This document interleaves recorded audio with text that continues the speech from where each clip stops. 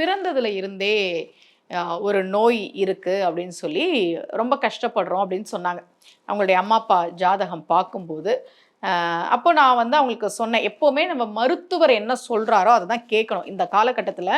ஏன்னா மருத்துவருக்கு தான் தெரியும். அவங்க தான் நம்மளுடைய உடல வந்து சோதனை பண்ணி பார்க்குறாங்க, ஸ்கேன் பார்க்குறாங்க, என்ன மருந்து குடுக்கணும், எவ்வளோ குடுக்கணுன்றலாம் மருத்துவருக்கு தான் தெரியும். முதல்ல மருத்துவ சிகிச்சை முக்கியம். அத நான் எப்பவுமே சொல்லுவேன். அப்ப அவங்க கேட்டாங்க, "நாங்க மருத்துவ சிகிச்சைலாம் எடுத்துட்டு தாம்மா இருக்கோம்.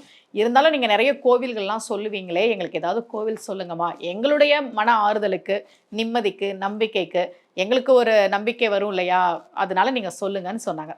அவங்களுக்கு நான் சொன்ன கோவில், திண்டுக்கல் பக்கத்துல கன்னாப்பட்டியில இருக்கக்கூடிய விஸ்வநாதர் கோவில். அந்த கோவிலுக்கு முன்னாடி இருக்கக்கூடிய வைகை ஆறு, மேற்கில் இருந்து கிழக்காக ஓடும். இப்படி ஓடக்கூடிய அந்த அமைப்புக்கு வந்து உத்தரவாகினி அப்படின்னு சொல்லுவோம். சில ஆறுகள் தான் அந்த அமைப்புல இருக்கும்.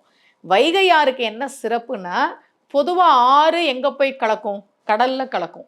ஆனா, கடலில் கலக்காத ஆறு வைகை ஆறு. அது வந்து கடல்ல கலக்கல.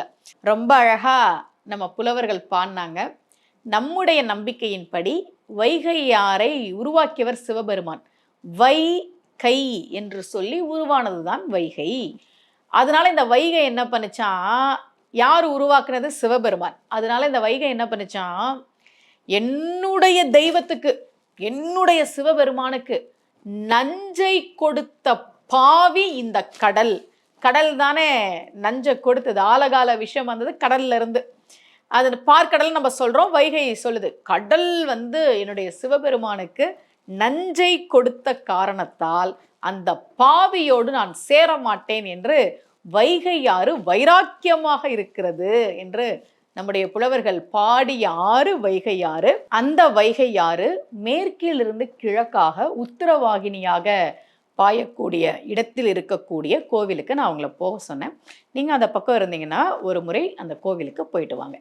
மீண்டும் சந்திக்கலாம். அனைவருக்கும் அன்புடன் சுமதி ஸ்ரீ.